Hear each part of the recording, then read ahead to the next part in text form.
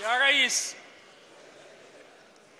الأصل أن النائب يتمتع بالحصانة فيما يقوله من أقوال داخل المجلس وفي لجانه، فإذا تجاوزت هذه الأفعال إلى حد السباب المجلس يتدخل طبقا للتقاليد البرلمانية ويوقع عليه الجزاء المناسب.